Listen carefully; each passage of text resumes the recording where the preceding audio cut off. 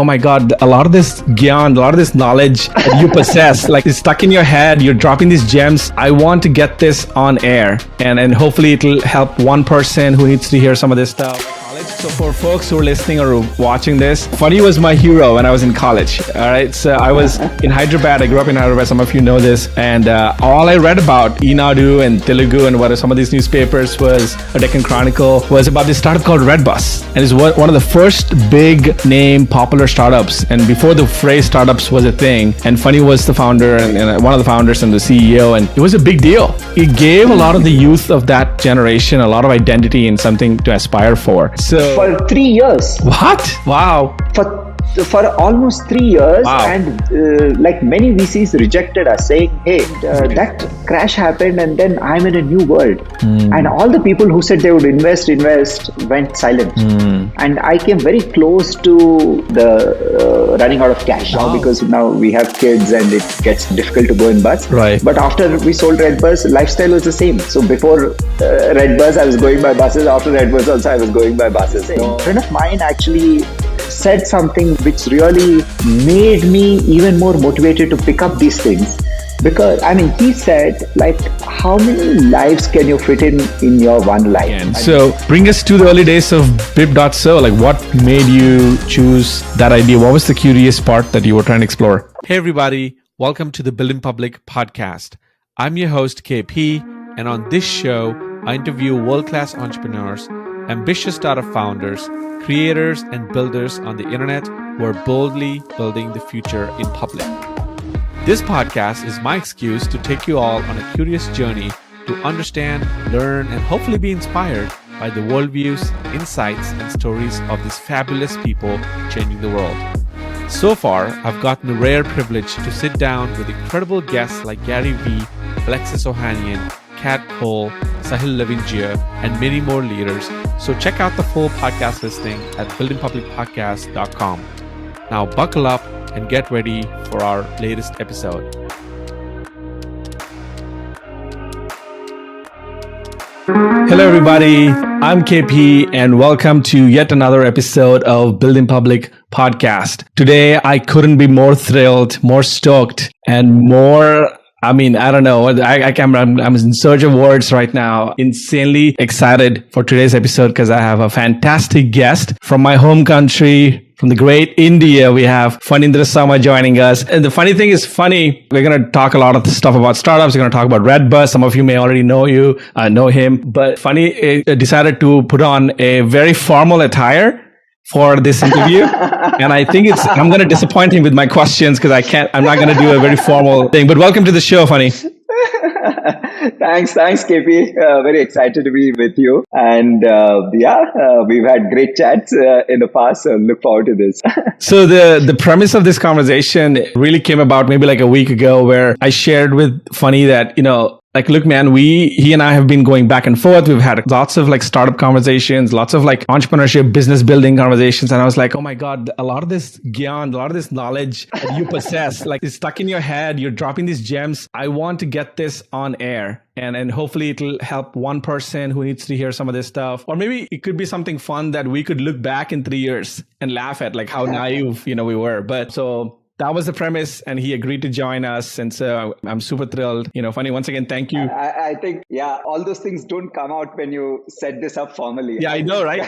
Informally, when we're chatting, it comes exactly. out. You just loosen up. But see, look, I think you have such a great knack of speaking your mind, for better or for worse, I think. Very similar to me. And then I think you're so good at, one thing I've enjoyed, which I want to share with the audience here, is that one thing you've had more than a decade of experience in the startup world. And you've probably seen like a lot of variations of the ideas and the frameworks and so many like personal experiences that you tried, trial and error, failed, succeeded. And so to me, the way I think about you is like Yoda, a wise but young advisor. And so I think you have a lot to share to the world and really appreciate you joining. So let's kick it off with the topic I'm sure you're tired of talking about, or maybe not.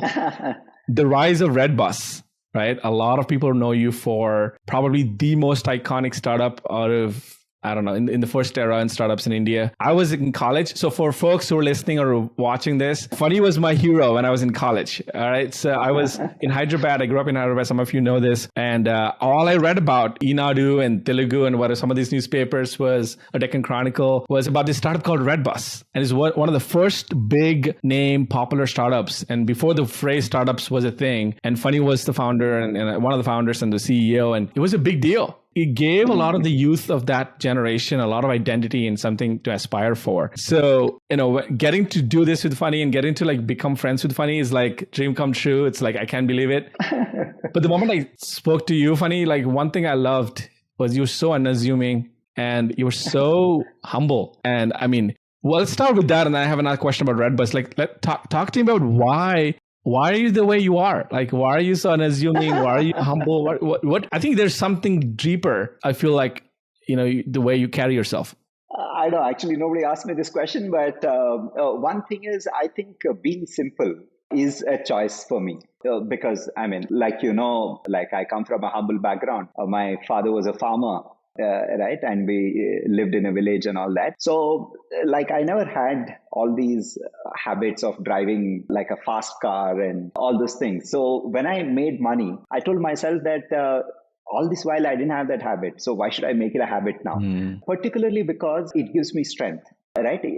I mean, my fear is if I make a habit of all those other things, right, then I'll have to keep working for that. Right. Right. But the money that I made, if I continue living a simple life, I have a lot of freedom.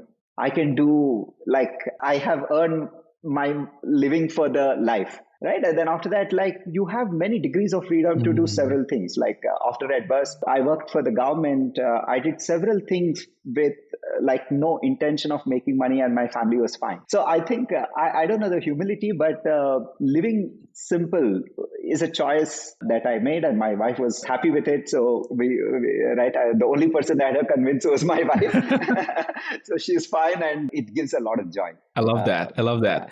So the early days of Redbus, right? What was special about building a startup back then, that era, when it first started? I think, or the other way I can answer that is, what is the difference now that I'm building again? Right. What is the difference between then and now? For me, from the entrepreneur perspective, right? I think what is special then was the ignorance. Right. I mean, I didn't know what is the TAM, what is the business model, how much should it make, how do I raise capital, what is dilution, nothing. Right. In fact, we didn't start it like a business. Right. All that we had was, I never thought we'd start a internet business. Right. I was very passionate about electronics and I was working for Texas Instruments. I was a chip designer. Right. And the life was set. I mean, I was very happy doing what I was doing. And then I happened to miss a bus. Right. Right. Then being curious, figured out why I missed the bus, why did it happen, etc. And then when I saw the problem, the solution was apparent to me. Then I said, hey, let's solve this problem. And we actually started off doing as an open source software. Right. We never thought of business. During that time, I mean, open source was a big thing. Yep. I'm talking about 2005. Right. The coolest thing that a college grad could do is uninstall Windows and install Linux. Right. Linux. Yep. Right. Yeah. So I said, wow, let's just create the solution for the sake that the solution should exist without expecting anything out of it. And then we started writing that software, creating solution. One thing led to another. We became a business. I mean, we went to TIE, the Indus Entrepreneurs, Bangalore chapter, and we got mentors. And the mentors advised us that this could be a business. And immediately after that, we got inbound interest for VC investments. And one thing led to another, and we became a business. But at that point in time, I think what was great was the ignorance, right? If we were not ignorant, we would not have done that business because there were many, many things against that business. Right. Right. I mean, when we started Redbus, there was already Make My Trip, which was selling airline tickets in India. Right. And that was not profitable. Make Better was not profitable. So many investors who have invested there because they look at travel. So when we were doing, they were looking at us. Right. And their thing is like airline ticket was about 5,000 rupees. A bus ticket is about a 500 rupees. Right. They said when we are selling a 5,000 rupee ticket and making about, let's say 500 rupees, let's say 10%, we're still not able to make profits. How will you sell a 500 rupee ticket and make 50 rupees Right. and be profitable? Right. It's like, it's not going to work. It is just not viable business. Right. Don't even pursue this. And then on the other side, people are saying, hey, how many people who travel by bus have internet access, have credit card access? The TAM. That they will buy on Right. internet, right? The TAM. Right. So almost everything was against us. We went to the bus operators. During that time, there was just no internet. Other than offices, there was no internet at home. It was all cyber There was no cafes internet or Yes. at work, at business. Yeah. Correct. I'm talking about pre-iPhone, pre-Facebook, Right. pre-YouTube. YouTube Right. was just ever started. Right. And it had not come to India, right? That era, right? So it was a very, very different era. But for us, what we dearly wanted to do was solve that problem, right? When people said, hey, it's not going to be profitable, we took on ourselves that, hey, all that we want to make sure is this solution exists. So we figured out a solution around that.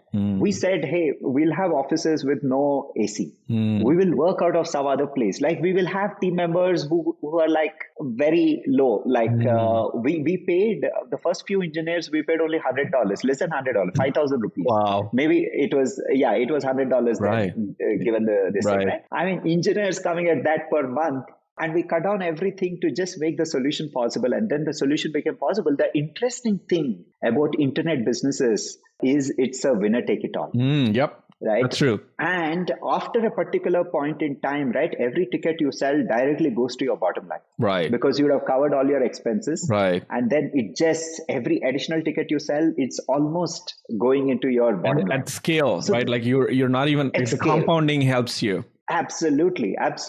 So I think the yeah. ignorance and the naivety of like, okay, not knowing all these traps that you will have to overcome. But I feel like there was a sense of what I'm sensing from your story is that there's a sense of sheer determination that this needs to exist, right? And that seems to me like that's the biggest driving factor for any business even now. If you can get to that conviction of saying this needs to exist, and I will figure everything else out. We'll work out the math, work out the spreadsheets, work out the TAM, work out all the other answers. I think that's how you win. Yeah, I can't agree more on that. What is different now in your current era? So what's different now is going through that cycle, right? Now everything is needs to be a forethought. Right. Like, hey, how big is the TAM? And what's your business model? Where will you make money? How will you make money? How much will you dilute? When will you raise capital? Everything is like, you have to, like, I'm having to think through before doing things, right? I wish I was as ignorant. Right. Let's just get in and do it, right? The only thing the only thing every entrepreneur needs to cover is don't take such a big risk that it will hurt your livelihood, finances or reputation or emotional this thing, right? There's a threshold below which you don't go on all these things, right? That's the only thing that one needs to take care. Above that, I think you can just do whatever thing that I wish I were ignorant. Above that, I'm ignorant about everything. Right. That's the thing that I wish now. So there was another point that I heard that impressed me in one of your interviews was the conversation you had with your first customer for Redbus. I want you to kind of retell that story. Like if you can remember, like do you remember, like what was it like to get that first customer and what did it teach you about business? Okay, about the bus operators. Yes. So, to get the bus operators, so we went, there are several things. So one thing is so the problem statement was bus tickets were not available on internet and we had to make them available. Right. But before that, the problem is like bus operators were not computerized. Yes. Only if they are using software and computerized, we can publish their inventory on internet and people could come and buy tickets. Right. So anybody who is like logically trying to solve this problem, they will actually first probably create software for bus operators and get them to use that as their ERP and get access to that inventory and put that inventory on internet. Right. That's the logical thing, right? So first you create that software. So we also did the same thing. So we created that software. We went to the bus operators, started asking them to use the software so that we can also sell on internet later. So we went there and we started pitching it to them. Like we went to 40 of them and started talking to them and etc. They were not interested. They would say that, hey, this is not going to happen. And incidentally, we started in 2005. Incidentally, in 2000, when the Y2K thing was happening, right? Somebody tried selling bus tickets on internet. Wow. Same thing. And the bus operators are like, hey, somebody tried it and it failed. Why are you coming and doing it? Right. Like there's an operator who showed me a customer who came to his office and he was showing it. Do you think this guy will buy on internet? Why are you wasting your time? Like people who go in bus, they won't buy on internet. Right. So we had a lot of resistance for people to use their software, use our software and etc. But we persisted. We went to 40 of them because the software was already created. So there's no downside. So we just had to go and keep giving it. At last, one operator agreed because his son was just coming into the business and his son was like educated and he wanted to try something new. So he agreed, but then he was also not like taking software. Like he said next month and the next month, 2 months passed by, nothing happened. Then we were really stuck. We didn't know what to do then. So then our advisors told us that, hey, they will not take your software. If they're not really taking your software, go and ask what they really want.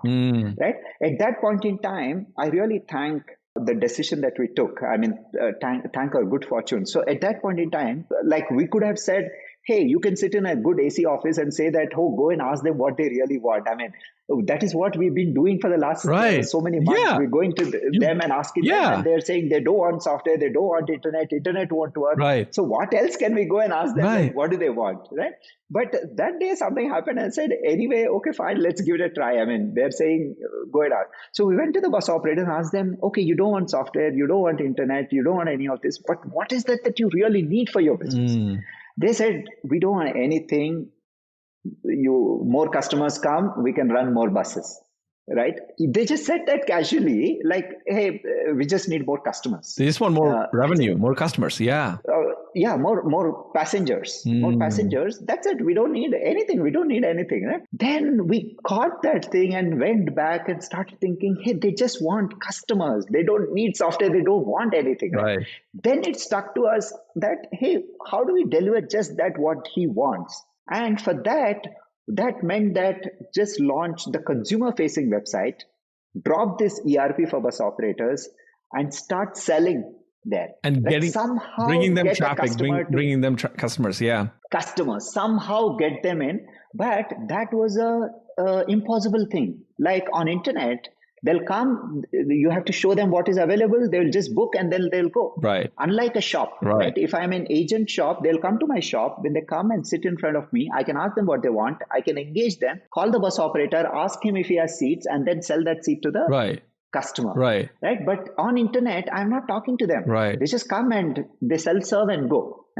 So how do you solve that problem? But that was very interesting because then we said, hey, like, I think this is a very useful thing. Like you break down into a smaller problem and just go with that problem. We said, hey, our problem right now is how do I sell tickets on internet when I don't have the availability of the tickets, right? I mean, it's not integrated into the bus operator. I don't have the live availability. When we defined the problem like that, then we started thinking, ideating and etc. And we came up with this thing. I don't know if you have used Redbus in the early days. So Redbus in the early days, right, it would not have a book button against the buses, right? It would have a list of buses. So all the information that is static. What is static?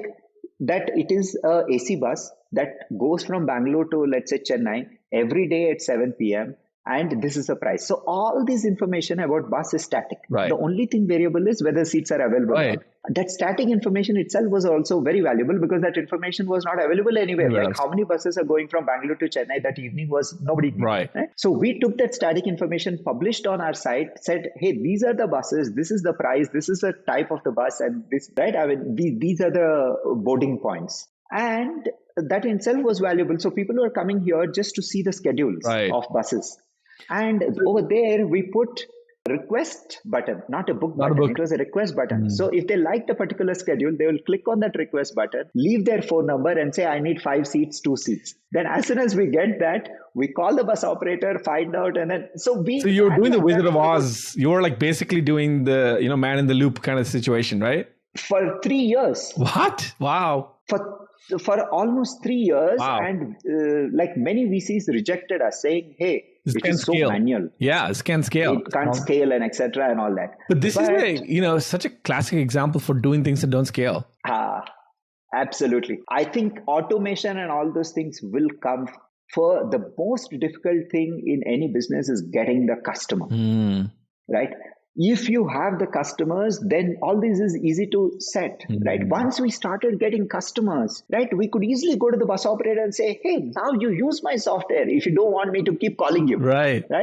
And then he would say, by then the trust is set. You build up the trust, right? Knows that you're getting him and you're customers. Giving him business. So he will use this. Right. Yeah. He has a reason to start familiarizing himself with some new technology. And on the customer side also, it becomes more convenient if it is live thing. Right. So for 3 years we ran like that, and after that it just took off. Right. I mean, yeah. It's a fascinating story. So one part that I wanted to address about that era, I'm sure fundraising must have been different back then. Compared to now, what you're seeing today in Bangalore right now, where you are. What was it like to go fundraise in that era? And who was your first check, if you remember that? Or what was that journey like for you, fundraising? Yeah, so for us, it was a little different because actually I never went and raised capital. Always it was inbound. It was inbound. Always it was inbound. Maybe in the second round, it was a little difficult because we raised it just after the 2008 crash. Oh, yeah. Financial downturn. Yep. Yeah.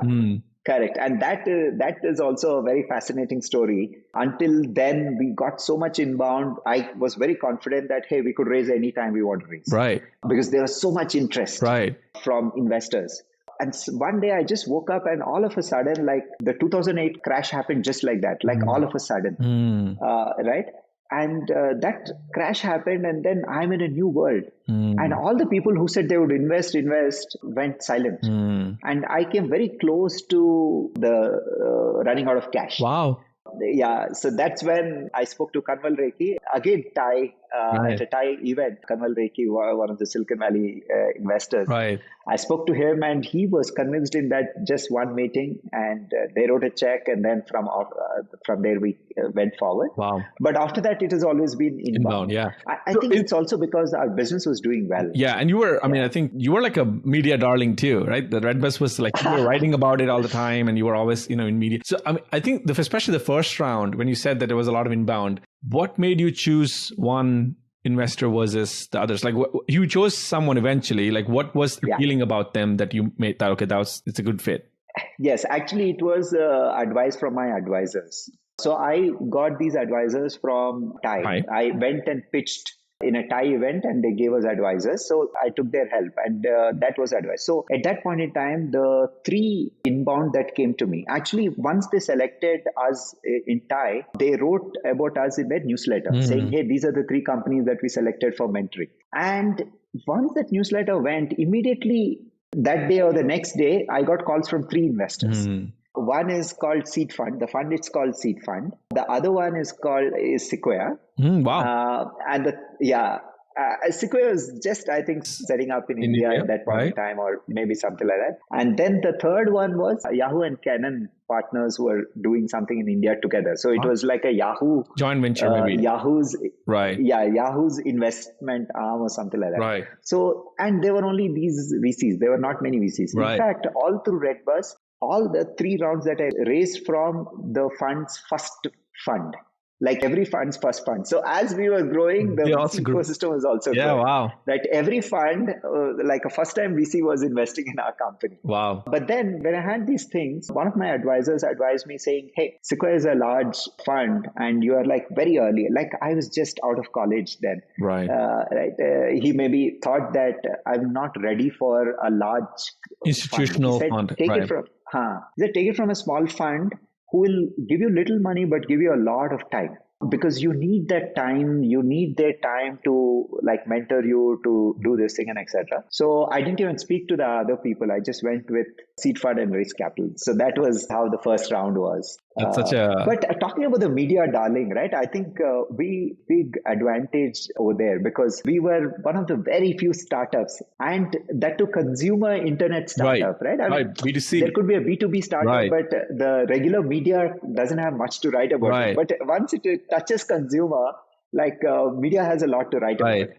And we got a big advantage because being like one of the early, it's a novel concept, right? Fresh out of college, coming out and starting a company, and that to internet company and etc. and all. So we got a huge advantage of that. And from consumer perspective also, right? If I'm saying I'm great, they don't care.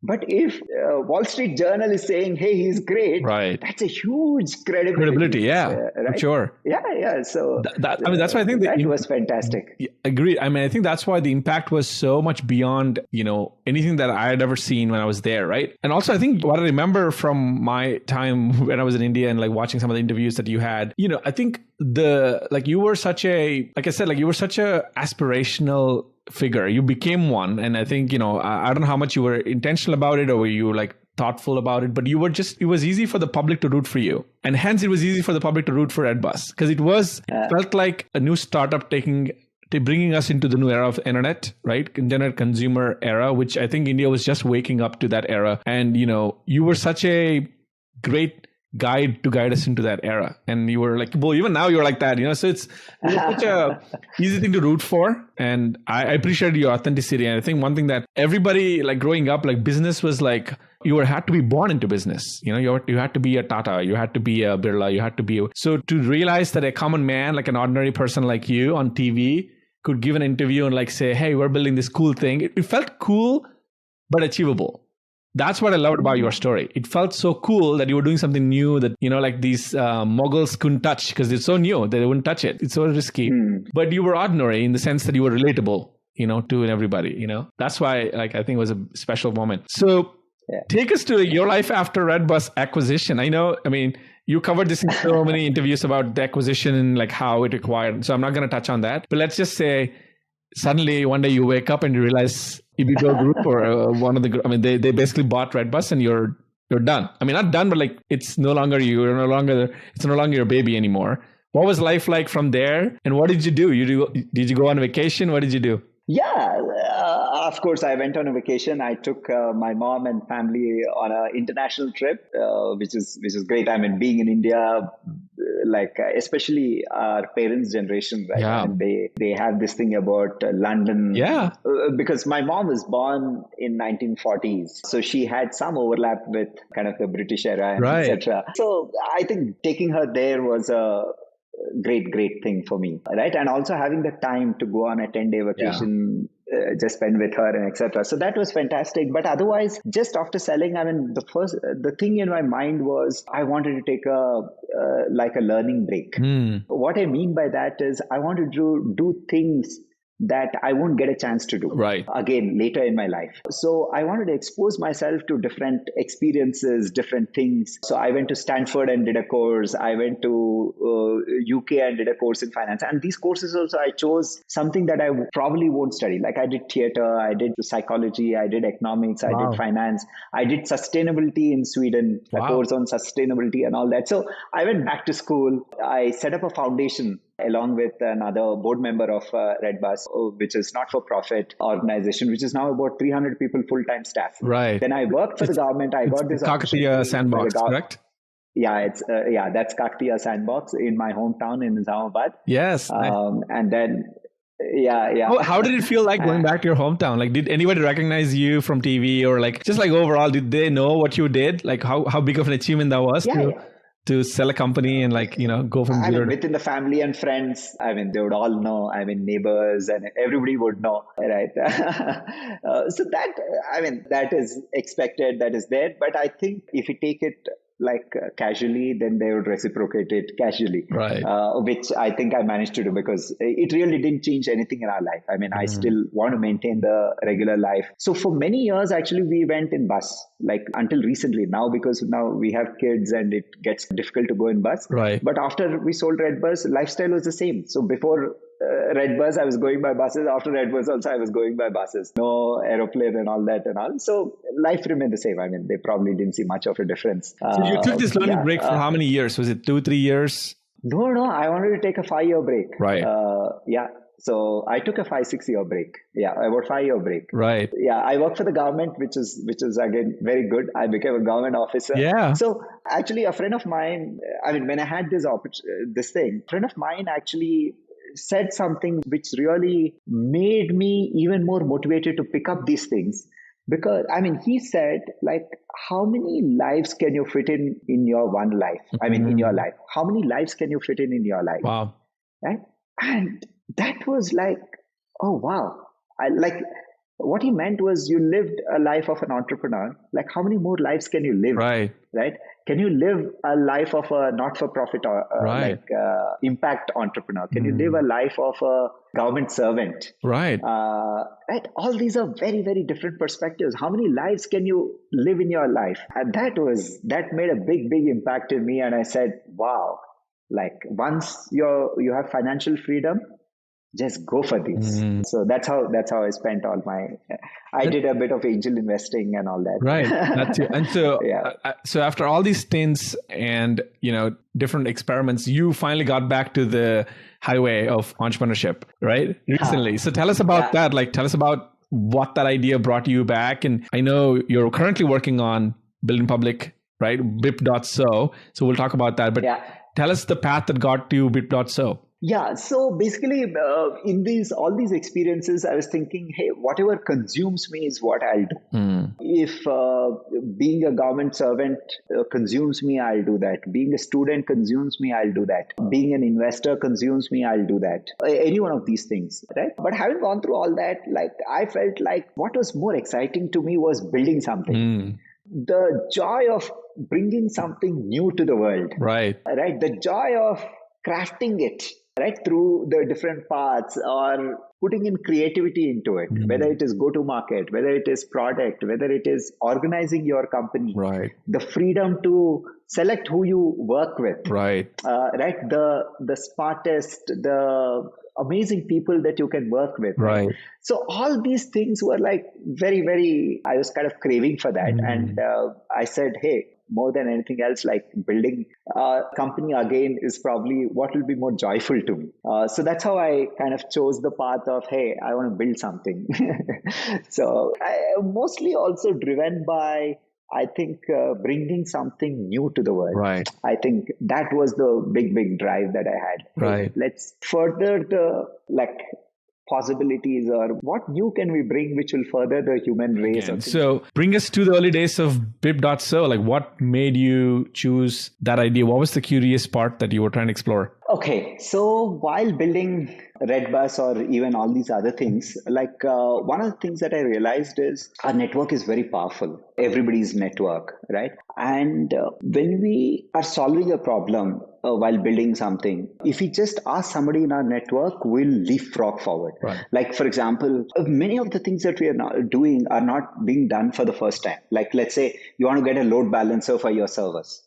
It's like, it's been done earlier by somebody. But if you have to do it, you have to go read about it, figure out, and then first of all, figure out which one should you go, like what technology to use and etc. And after that, you would try implementing it. All that is like a few weeks, actively or passively doing. Right. But in your network, in your contact book, there are people who have done it, and they can just come in and do it in like maybe an hour or so. Right. So that will leapfrog you, like it will accelerate your journey of building something. Right. And that happens in so many places. Like, for example, if I have to launch on Product Hunt, it's only one chance, right? You get a launch only once, at least the first time. You go read up about it and then you get prepared and you do a mistake, then it's gone forever, right? But in your network, there's somebody who's already launched. You just go there and they'll tell you, they would have. I'm smiling because I could be that resource, and I'm always talking to founders and I'm like, guys, I want to help, use me. And I was, last year I had 4 product hunt launches that were number 1 of the year, number 1 of the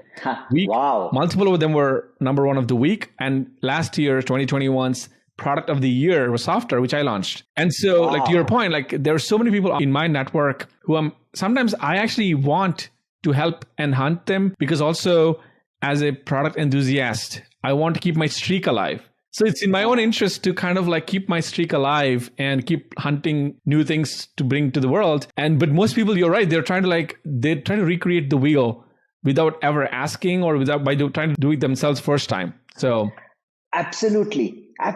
So there is a need for people to like reach out to their network and show what they're doing. Right. And interestingly, on the other side, their network is interested in what they're doing. Exactly. Right? So it's a two-sided network. Both of them want to get connected, but there was no platform which was making that possible in a seamless way. And the other way of doing it is like, I need to first think of who will help me. Then I have to set up a meeting. I have to spend an hour with them and then explain to them and get that help, which is not scalable. But it was very, very beneficial. Right. And then it just stayed with me. I always thought, hey, it'll be great if I can get my network involved in what I'm doing, so that I can get timely, proactive. Right. It just stayed with me. And then during COVID, I noticed this build in public. Right? People were putting a hashtag build in public, and building in public, they were opening up, they were talking about all the things that they're doing, the pricing policy or something else, or A/B tests or things like that, and etc. I said, wow, if people are interested in showing what they want, it could actually solve that other thing that I had in my mind, that, hey, you can get your network to help you build your product, and it will also bring in efficiency to the human race, overall efficiency, right? Instead of like today, anybody who's building software, a couple of months ago, I was in the US and I met a friend of mine who's working for Oracle Cloud. Like a big bet. I think they want to do something like a AWS and things like that and all. And he was building a particular thing. So I was just spending time and asking him, how are you building and etc. And he's a very senior guy. And he was saying that he's actually taking open source software and trying to use it, like Oracle thing, such a high stakes game of cloud compute. They're using open source. So in software, it is more or less taken that nobody builds it ground up. You go there, reuse that knowledge and build it, right? So if we enable that for other things other than software, our efficiency of building things will go up. We'll do it much more productively, much more faster, and etc. And everybody benefits. The person who's watching this thing getting built will build his or her confidence and conviction and familiarity of building something. Like if I watch you while you're doing podcasts, right? The more familiar I get, the more is my probability of actually starting a podcast myself. Totally. Right? When I'm not familiar with it, I'll feel like, okay, I don't know how to start, where to start. Like a black box. It's like a black box, right? It can feel like, oh my God, it's too intimidating. Yeah. Yeah. But once it is revealed, right, it inspires many more people to do it because it is all demystified. Right? So I thought there is a win-win-win. Right, the person who's watching is winning. The person who's showing is winning, and overall, as a society, we benefit because of the efficiencies and productivity that comes into the thing. I said, okay, great. So how do we make it as a platform? How do we create a platform which is like built for build in public? Right? Then, so that was a broad idea. Like, hey, is it important? Is it useful to be there? Yes, it is important and useful to be there. And being a second-time entrepreneur, right? You have some freedom to do something that is useful and important, and not necessarily making money from day one. Yeah, right. And how do I pay my bills? And it's not like I have to make it work right now because I need to make something. You can attempt to do something that is really, something of this nature. And then we thought about, hey, where is that what people are building lies, right? And where does it lie? And while thinking through that, we actually figured out that a document is a very, very powerful but a very underrated tool of makers. Right? Anything that is made in the world is actually probably first made in a document. Right. Like it could be a big business, it could be anything, right? First, it is made in a document, and only then it is made in the real world. It is such a powerful. Every great feature was once a PRD, right? Or once a feature, product, concept, countries, policies, the way we live as a society, everything is actually first created in a document before it is created outside. Right? It is that powerful, but it is so under the saying that we don't even think like that. We said, hey, document is a place where things are made first. We said, hey, if that is a place where things are there, that is a place where collaboration happens, like people can come together and create. How about taking that document and building this whole process of involving your network into it? So that's how it started. I mean, if you're talking about what are the first few ideas and what are the first few days was that we saw this phenomena of hobbyists doing it. I mean, at that point, I thought it was hobbyists doing it, but our whole conviction also came from looking at GitHub and open source software. Right, 20 years ago, when GitHub started, when open source movement was there, right, it was done by hobbyists. Like people said, how can you put your code out there? Like that was the era of Microsoft and proprietary Everything software. was like closed. Like you would never put your code out there, right? And why would the questions were like, because I come from that, like Redbus, I was talking about creating an open source, right? At that point in time, people are like, why would somebody come and like work on your software, right? I mean, so those were the questions that were there at that point in time, which I'm seeing now in Build in Public. Like people say, why would you open up your PRD? Like, why would somebody come and actually contribute to your PRD? Things like that. But I think we built our conviction around talking to Build in Public folks, and we have a conviction that it is here to stay. It's not a fact. It is only going to grow bigger and bigger. And there is a precedence in open source software that open source software is only getting bigger and bigger as days pass by, and it's not becoming smaller and smaller. And it's going to compound. I mean, just the same thing here too. One thing that was interesting when I spoke to you last time was like how you found in this journey of Bip.so, how you found a lot of surprising interest from Web3 and DAOs in this concept. So tell us about that. Like, why do you think Web3 and DAOs are adopting this Bip.so so much more than others? Yeah. So actually, what is Bip.so? Bip.so is a workspace like Notion. On top of that, we have a layer of Git. Versioning. Which will enable anybody to get the merge request and etc. Like anybody can come and contribute to you and send a pull request, and then you can accept or reject. When you accept, their contribution is permanently attributed to them.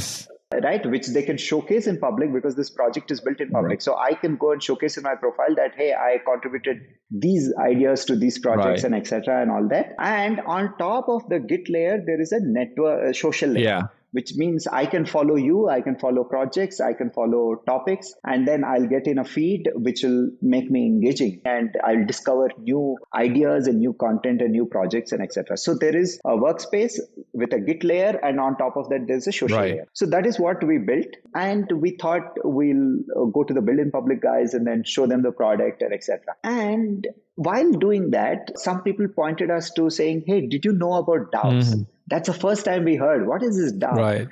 Then we Googled about it, and then we started reaching out to them. For them, this was a perfect match because like Web3 projects are built as a community, right? Like they wanted a way for their community members, let's say in Discord, they have like 5,000, 10,000, 50,000 people, and they wanted them to come and give contributions to a PR, to a feature, to a marketing plan, right? To all these things. But the existing tools didn't allow your 6,000 people community to come and edit a document. Like if you use a Google Doc or even an Notion Doc, you can't open up edit access to 6,000 of and them. Track who's editing what, right? Like it's impossible to track. Who's editing what? By mistake, if they're undoing something. And not just that, there were other actually interesting problems there. Like if you have 6,000 people in your Discord, all of them are actually pseudonymous. They are not with their regular names. So if I have to take their 6,000 people and then give them access to my email documents, I need their email addresses. Yes, absolutely right. And imagine the hassle. Yeah. Like, first of all, I need to go and ask that pseudonymous person to identify themselves by giving their Which email. they don't want. That's the whole point of pseudo, right? Like, I mean, they don't want to dox themselves. Yeah. Absolutely. Absolutely. And the second thing is, imagine the hassle of managing that, right? I get an email ID, like I asked 6,000 people, some of them will give now, some of them will give me 30 days later. Take those things, manage them in a Excel sheet, and then map them. Some of them are contributing to marketing, some of them are contributing to, let's say, product, some of them are contributing to something else. They're in different guilds. Now I need to map that this email ID is this pseudonymous person and that person is in marketing. Yeah. Or this email ID is in this thing and in this thing. Like, It's a nightmare. huge hassle. Yeah, it is. Nightmare, right? So with Bip, you integrate your Discord server. Immediately, all of those roles and users are synced onto Bip. And then now you can do access management just by roles. You can say whoever has marketing role will have edit access to these canvases.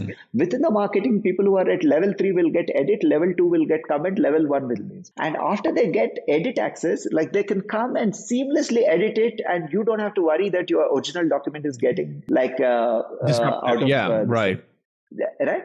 Because there is a Git moderation flow. And if they use a Google Doc or a Notion Doc, there is no attribution to their contribution. Like, people have this, right, on Bip, because it's attributed, they have intrinsic reason to come and contribute. Right. So there are all these small things which are in their workflow, which make it a perfect fit, which make there is a need for a new product beyond these things, because these tools are all made for teams. Yeah. Right? You have a permanent staff and it's made for them. Whereas our tool is made for community. Yes. I think fundamentally from bottom up, everything is different. Like, I think the tool features are different. Yeah, I think that's what I loved about it when I first saw when you showed me. And I was like, this is a very novel take. It's refreshing. Nobody's ever done anything close to this at all. And right now it can feel like a toy, like how everything great once felt like a toy, right? At the beginning of something, it always feels like a hobby thing. But that's how New Era is always like embarked upon. Now, tell me about how the customers are liking it, like the current users are liking Bip. Yeah. So these are the features that they like because it just fits into their workflow. The Git workflow and Discord integration and the social features. Like when we write a big document, you can ask your team member to read that whole PRD. But if you have a community, people who have only less attention, less time for your thing, you can't ask them to read the whole document. So we need a way to engage your community into your document. So on Bip, there's a feature called Reel. So you select a snippet of a document and then reel it out. Right. So it goes just like a snippet. If that snippet is interesting, then the person has a reason to come and read the whole document. So those are the features which make, I mean, this whole thing is made for that use case, right? And even people also like the pricing policy. Like if I use any other document tool, right, it is per user per seat, and when you which is impossible. When you're working with 6,000 people community or a 40,000 people community, you can't pay per user per month. Right.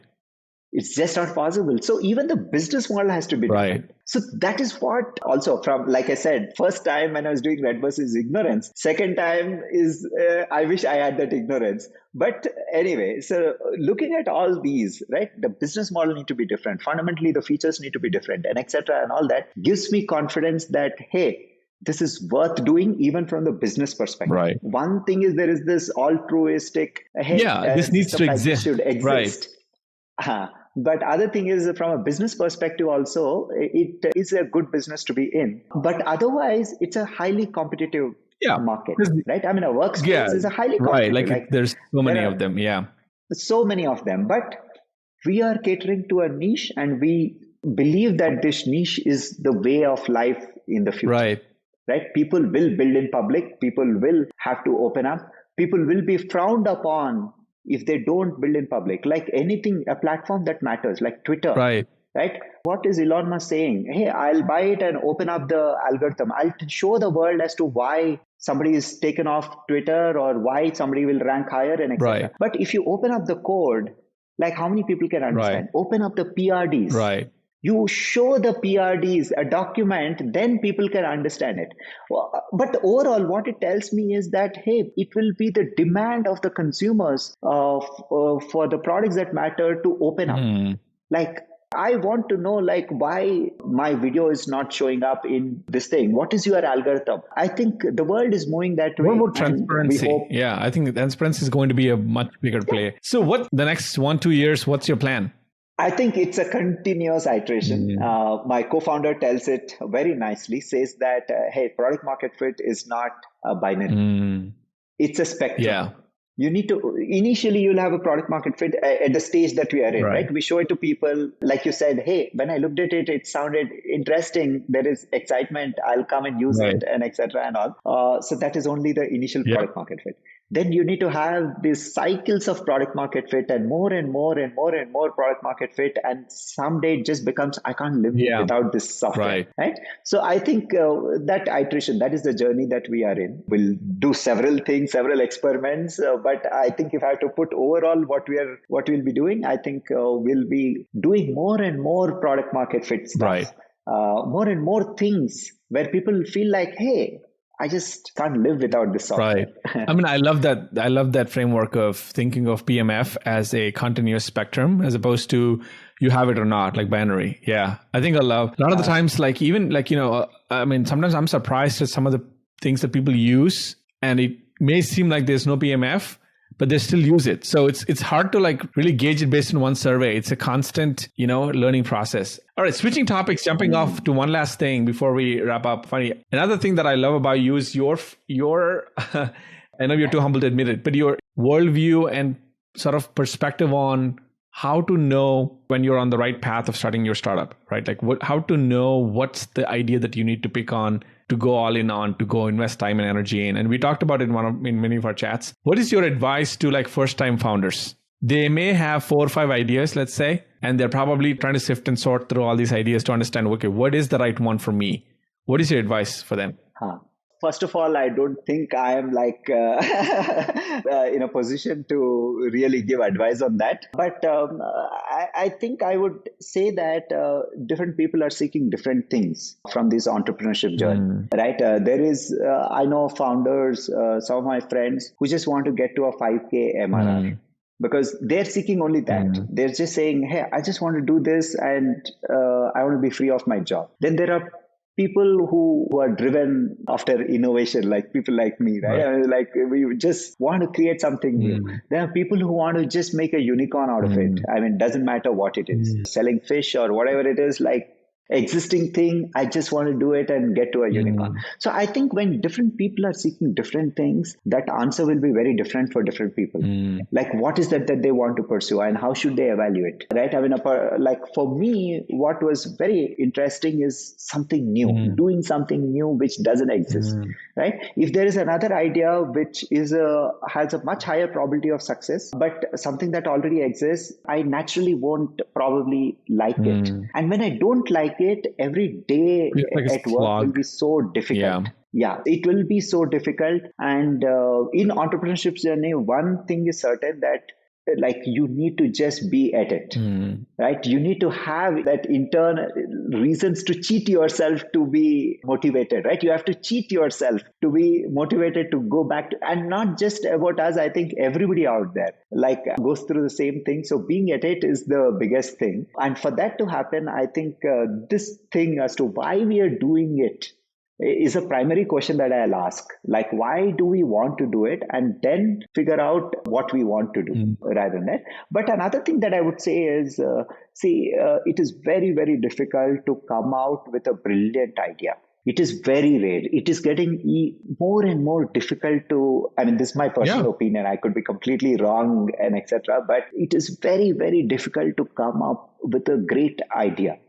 And most of the entrepreneurs, the successful entrepreneurs that I know have only stumbled upon those ideas. Like the other day, I was in a panel and with me on the panel was Zomato co-founder, who is the Indian Twitter founder. Then there's another company called Delivery's founder. Or you take any big Indian startup like Ola, Snapdeal, or Paytm and etc. Right? All these companies, if you look at what they started with something else and they're doing something else. Pivoted to something else. Ola was an intercity, not intracity. It was an intercity cab operator, right?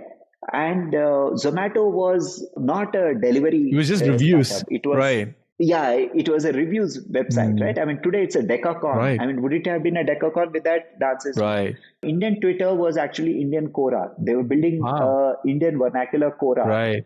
called Vocal. It's Right. still there. Wow. But then the big thing came with this thing. So with all these things, like the takeaway for me is, hey, it's like whoever we look at and say brilliant entrepreneurs, right? Inspiring, right? Many of them, not all of Right. them, right? Many of them actually stumbled upon the idea that made Them successful. them Right. very successful. Right. They started with something else. So I think from that, entrepreneur who's starting off doesn't have to beat himself or herself to like really this thing saying that, hey, that big idea. I think you get in, then you will discover. Right? Be with that mindset. Like, right? When you get in, don't think that this is the idea. Right.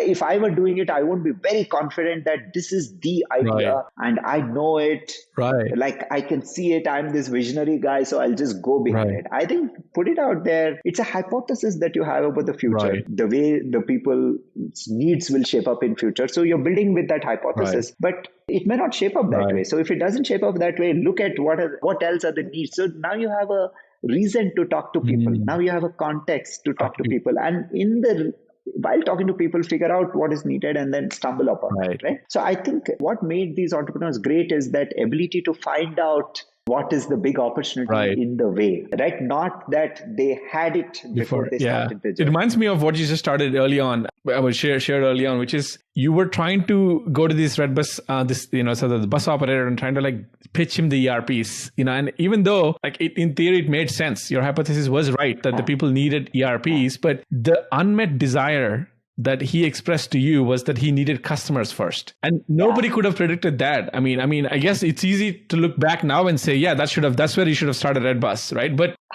there was no excuse for you to go and talk to a bus operator if you didn't start somewhere, right? Correct. So correct. It's it's a great lesson. Also at the same time, I would also say that KP is, but this cannot be the reason for people to generally get started. Yeah. Right?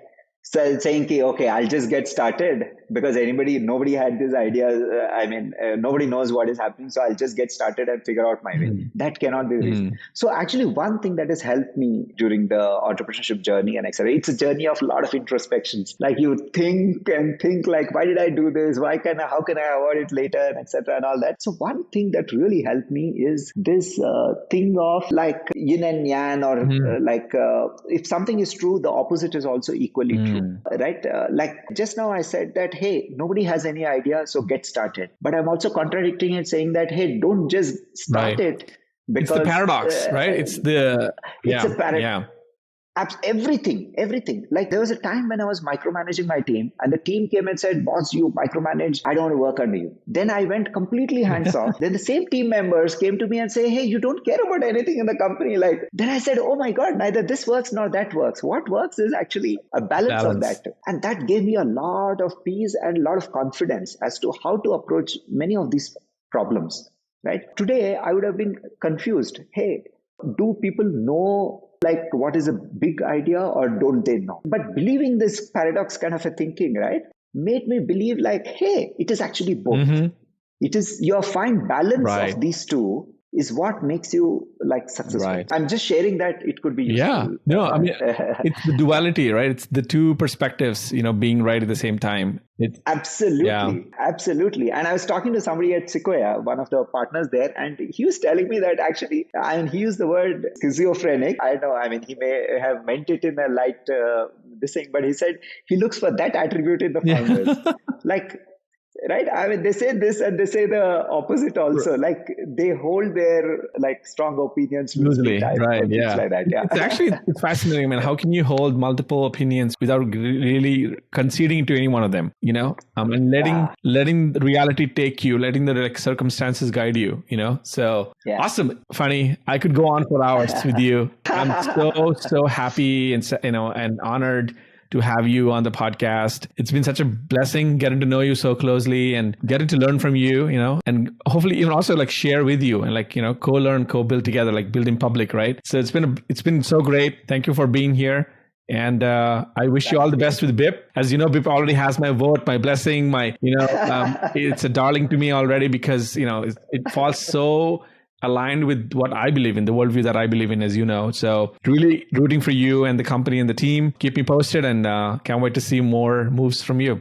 Thank you. Thank you so much, KP. And thank you for inviting me onto the show. It's a fantastic thing. I think you have a huge responsibility also being the Building Public guy to shape the Building Public movement. And I look forward to that. And it means a lot. I think from my end, I'm trying to do my justice of building my career in public right now. And it's been fascinating. I think one thing, like to your point, like every time I share something and vulnerably and openly ask about, here's something that I don't know, can somebody help me? Or is there somebody who did this exact thing? I'm always blown away by how many people are willing to come forward, step forward and help with no ROI. And I mean, I understand why they do it because I would do the same thing. If somebody asks me something that I've done it 15 times, it's that easy for me to repeat it and help for no ROI. I think the internet has allowed us to do this virtually, and we're like at the beginning of a new wave of possibilities. The society has never seen like this level of connection, this level of interconnectivity among citizens, among people. And you're in Bangalore, I'm in Atlanta, like we're making this podcast happen, right? This was impossible 10 years ago, So I think that's how like so many things will happen in the next, for a few decades about startups, about businesses. And I'm really bullish, on building public as it's not a fad. I think it's a lifestyle. So and I hope it actually brings the gig economy to the white collared thing, right? I mean, being a gig contributor is a fantastic thing. Like Uber driver is any day happier than the regular shopper driver because he or she can work at any time that they want to work. They can switch off and extra. But that's not possible in the white collar, right? If the Building Public movement can get that thing into the white-collared workforce, that's not possible in white-collared because you need to know the context. You need to know, because we give ideas, we contribute with knowledge, right? It's not a task. So for that to happen, companies need to open up. Projects need to open up, give visibility to people so that they can come and contribute. And another thing that you mentioned, right? Like if I've done it 15 times, I mean, why not do the 16th time? And I think there is a nice psychological reason also there. Like people are very happy when they have a mastery of something. Right?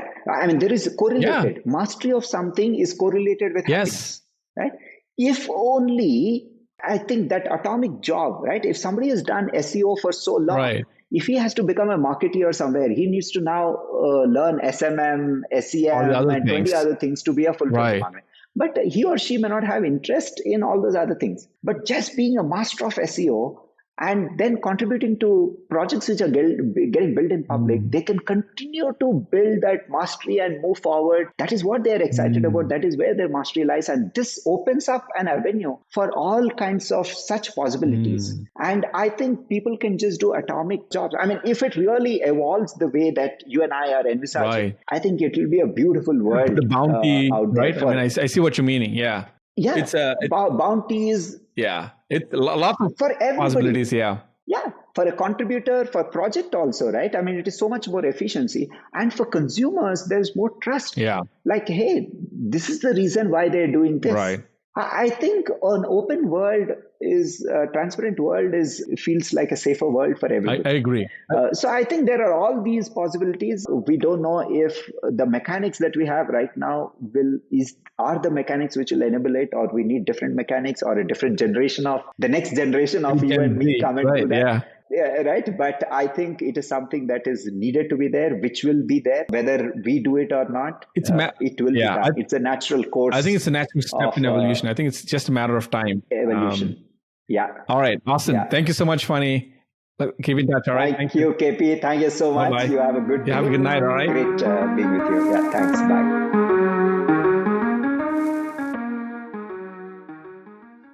Oh my God, a lot of this gyan, a lot of this knowledge that you possess, like it's stuck in your head, you're dropping these gems. I want to get this on air and hopefully it'll help one person who needs to hear some of this stuff in college. So for folks who are listening or watching this, Phani was my hero when I was in college. All right. So I was in Hyderabad. I grew up in Hyderabad. Some of you know this. And all I read about Enadu and Telugu and what are some of these newspapers was a Deccan Chronicle was about this startup called Redbus. And it's one of the first big name popular startups startups. And before the phrase startups was a thing, and Phani was the founder and one of the founders and the CEO, and it was a big deal. It gave a lot of the youth of that generation a lot of identity and something to aspire for. So For 3 years. what? Wow. For almost 3 years, Wow. and like many VCs rejected us, saying, "Hey, that crash happened, and then I'm in a new world." And all the people who said they would invest went silent. And I came very close to the running out of cash now, because now we have kids and it gets difficult to go in bus. Right. But after we sold Redbus, lifestyle was the same. So before Redbus, I was going by buses. After Redbus, also I was going by buses. A friend of mine actually said something which really made me even more motivated to pick up these things. Because, I mean, he said, like, how many lives can you fit in your one life? And so bring us to the early days of Bip.so. Like, what made you choose that idea? What was the curious part that you were trying to explore?